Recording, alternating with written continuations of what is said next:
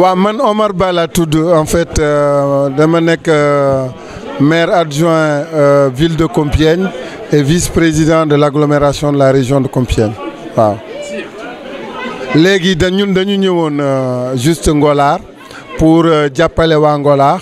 parce que poste de santé bu ñu am nii mooy poste bi nga xamante ni nekkoon na ci ay jafe-jafe yu métti nekkoon ci ay conditions yi nga xamante ni conditions yi yombul léegi nag bu ñu suñu sœur bu tudd Mariama Ba jotee mu ne ñu nañ leen ñëw jàppale bu ñu ñëwee bu ñu xoolee poste de santé bi dañu xam ne déjà il faut ñu repeindre ko il faut ñu génnee lépp lu nekkoon ci biir pour ñu mun ko raxas ba mu set mun ko peinture nga xamante ni nga xamante ni dañu feebar bu ñu fi ñëwee ñu mun ci faju ci anam yu gën a rafet ak yu gën a justement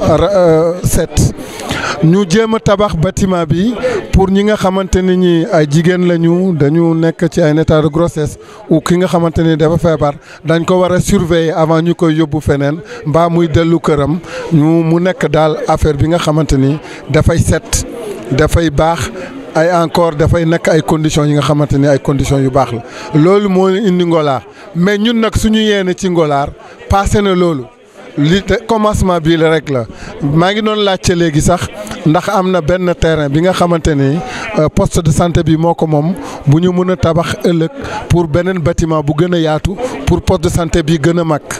bi nga xamante ni léegi war nañ ma benn terrain man bi ma ñibbee incha allahu rabbi naa nekk porte parole waa Ngolaar naa jéem a wut dajale lu ñu am pour mun a augmenter capacité d'accueil poste de santé bi pour effectivement mu gën a baax leneen li ma ci lañu tegu mooy indi nañ benn médecin buy consulter waa Ngolaar man dama bëgg bu ñu demee ñu gis médecin yu fa nekk yëpp nga xam ne at bi yëpp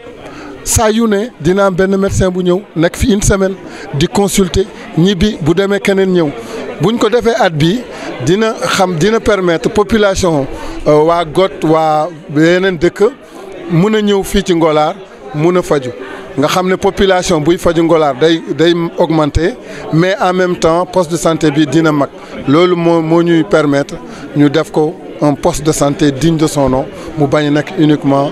benn sorte de case de santé. voilà en tout cas suñu yéene la nañ ci def suñu kéemtalaay kattan bu ñu ñibbee incha allah maa ngi remercier aussi association Compiègne Ziguinchor nga xam ne ñoom ñoo jiitu ci projet bi yëpp te ñoo ci def lu ñu mën et seen présidente madame Ami Demba Thiam nga xam ne moom mooy sama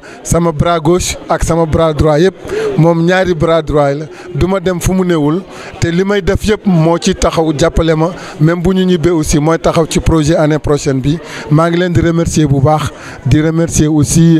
suñu membre association yu ñëw lii remercier Bira Kane Ndiaye nga xam ne suñu xarit la en tout cas lu muy def ci Sénégal à travers Léo Lagrange lu nga xamante ne am na solo trop te ñi nga xamante ni ñun am nañu confiance ci ñoom vraiment confiance bu jéggi dayoo Léo Lagrange Sénégal ñun mënuñu def dara sans ñoom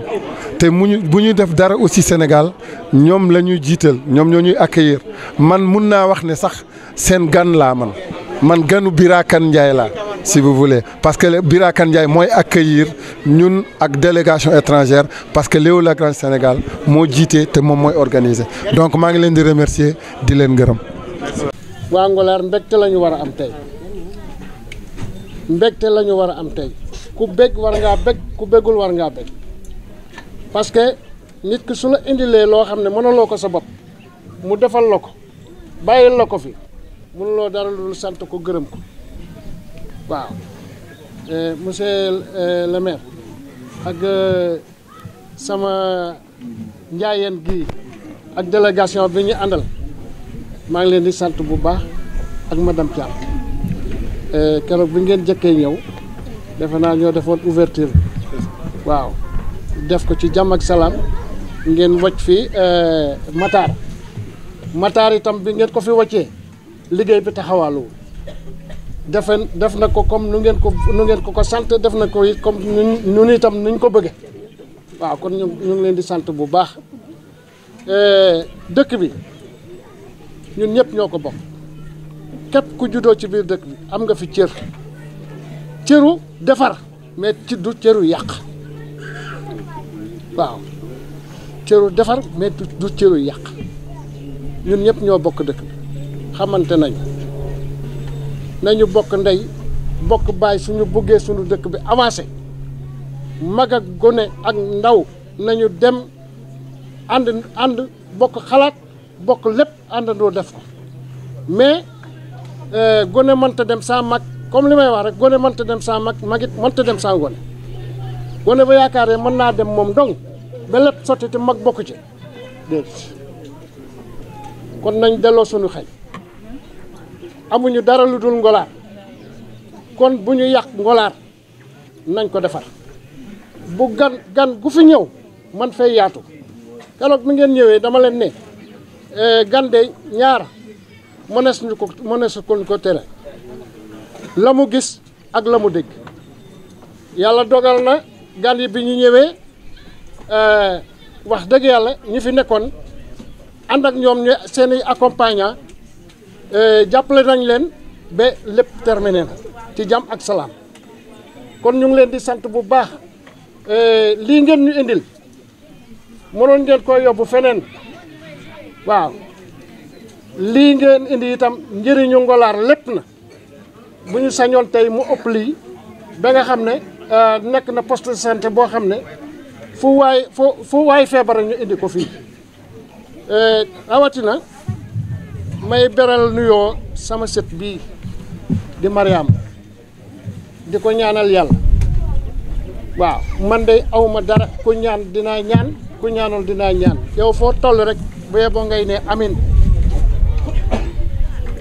foo toll bu yeboo nga ne amin parce que fi mu ne am na ñu la mag foofu ci biir dëkk bi nekk fi ay intellectuel nekk fi ay leneen te indiwuñ fi tus yow ngay nekk gone gu tuuti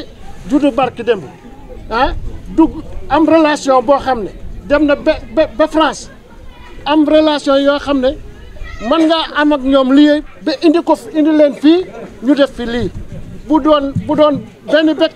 bekku kii benn paquet benn boytu comprimé lañ fi indi sax ñu dañ laa war a gërëm dañ lay gërëm di la sant di la ñaanal yàlla sa fànn gudd loo yootu yàlla na nga ci jot waaw yàlla na ànd ak wér ak dal gu ma sëkk nag waaw maa ngi la koy ñaanal de waaw lii nga def nii bu ñëpp defoon nii Ngolaar léegi mu dem kaw waaw nañu góorgóorlu maa ngi leen di sant Omar Makhtar maa ngi leen di gërëm ngeen ñëpp di kontaan ci yéen waaw keroog bi ngeen jëkkee ñëw da ngeen a ñëw ci man ñu toog waxtaan ma am fu mu leen jox ngeen ne foofu arrangé wu leen ñu waxaat fii ngeen ne foofu arrangé wu leen ngeen seet fi ngeen arrangé waaye li fi ngeen arrangé ba léegi taxul liggéey bi tardé taxul mu sooxe fenn dégg nga kon maa ngi leen di sant bu baax di leen ñaan nag lii ñoo ngi leen di ñaan lii dama bëgg leneen lu bu ñëwatee indil leen ko na ngeen ñu ko indil de waaw tey nag dinañ ko jox kàddu ndax mooy imam a ngi ne Matar kii ci imam yi la bokk kon am na ci kàddu boo wanee chef du village ne imam jërëjëf. Bon, alors je suis Omar Ba, je suis adjoint au maire de la ville de Compiègne et vice-président de l'agglomération de la région de Compiègne. Qu'est-ce que vous avez fait à Ngolaar exactement? Bon, aujourd'hui à Ngolaar, on a bien d'abord remis en état le poste de santé à neuf avec la peinture, le fait de laver, remettre les carreaux et de faire tout un travail d'environnement et d'assainissement qui était important pour justement les habitants de Ngolaar. Mais surtout, nous avons construit une salle de veille qui est derrière, qui va permettre justement aux gens qui sont malades d'être en veille, mais surtout d'être hospitalisés dans des conditions d'hygiène et assez saines et qui peuvent vraiment permettre à la population d'y rester convenablement en attendant d'être traités ou acheminés au niveau de la ville de Thiès. Donc c'est ce que nous avons voulu bien apporter à la ville d'Ngolard et nous considérons que c'est quelque chose d'assez important compte tenu de l'intérêt que porte la population à ce bijou, mais surtout de leur mobilisation, mais aussi l'attente qu'ils avaient par rapport à ce projet, par rapport à ce qu'on devait leur apporter. En tout cas, en ce qui me concerne, je suis très satisfait de cet édifice, mais je pense que honnêtement, ce n'est qu'un début. Nous avons posé juste la première pierre et nous allons construire davantage ce projet. Et je demandais tout à l'heure, en passant, est-ce qu'il y avait d'autres espaces beaucoup plus grands? On m'avait montré qu'il y a un terrain derrière. Donc je vais repartir avec un projet bien déterminé dans ma tête, c'est-à-dire la construction de quelque chose d'imposant et de quelque chose de sérieux pour pouvoir élargir et agrandir ce poste de santé au finish qui deviendra l'un des plus grands postes de santé de la localité en dehors de Thiès. Voilà ce que nous avons fait et voilà nos ambitions pour Ngolard. Qui sont vos partenaires qui vous ont accompagné dans ce projet? Il y a l'État français, ce qu'on appelle le Commissariat général d'égalité des territoires, qui a financé à peu près 70% du budget global. Il y a la ville de Compiègne qui a apporté environ 25%. Et j'ai un partenaire privé qui est AXA, qui a apporté 5%. J'avais d'autres partenaires privés qui étaient venus un peu tardivement, le projet était déjà ficelé, mais qui sont prêts à repartir avec moi à partir de l'année prochaine. Mais surtout, j'ai un partenaire essentiel sans lequel on ne peut pas faire grand-chose au Sénégal. C'est Léo Lagrange qui, bien entendu, s'occupe au niveau du Sénégal, la logistique, l'organisation et tout ce qui est matériel, mais l'accueil et la prise en charge des jeunes sur place. Donc voilà tout le partenariat qu'on a. L'État est prêt à repartir avec nous l'année prochaine. La ville est prête à repartir l'année prochaine et les partenaires privés sont déjà prêts. Donc on a bouclé le budget de l'année prochaine au moment où je vous parle depuis Dakar.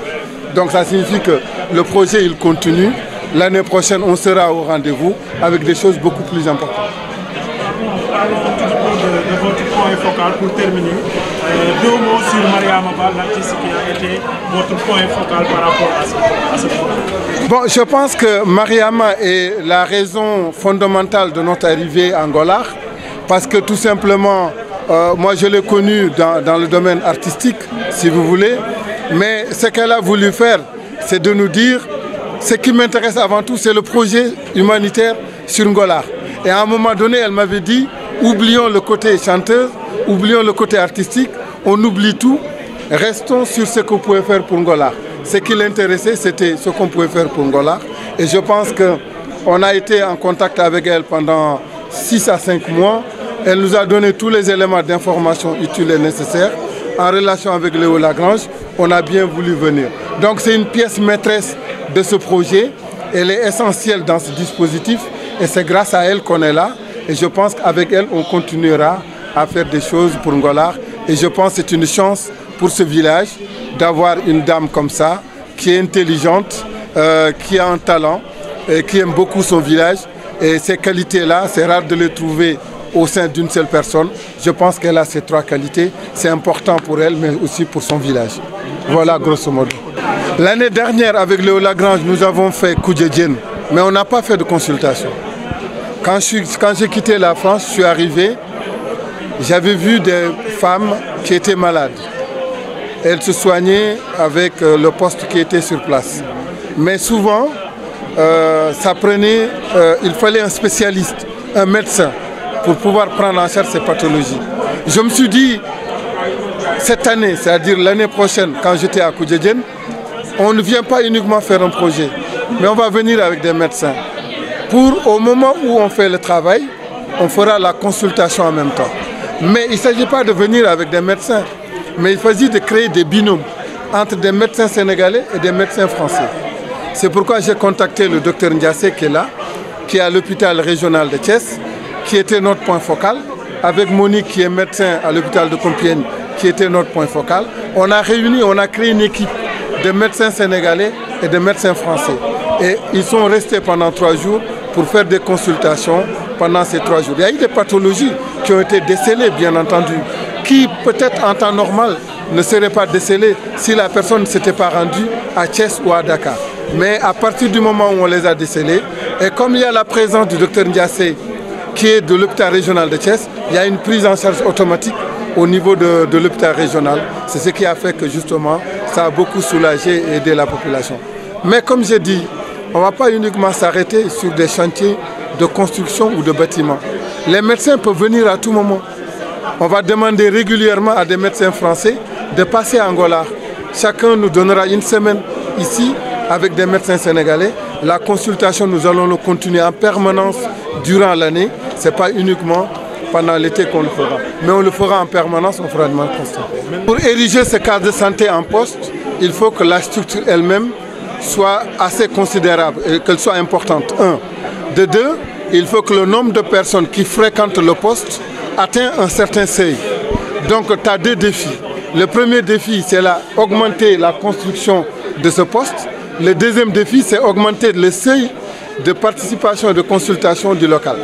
On peut y arriver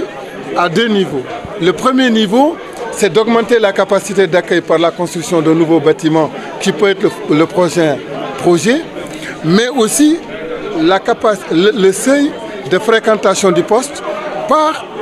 la venue en permanence durant toute l'année des médecins français ici. Chaque médecin fera une semaine. Si les habitants des villages environnants sachent qu'il y a des médecins français qui viennent régulièrement durant toute l'année, ils vont venir dans ce poste. Donc on va atteindre le seuil, on va construire un autre bâtiment, là on peut l'ériger en poste de santé. On se donne 2 ans pour arriver à cet objectif.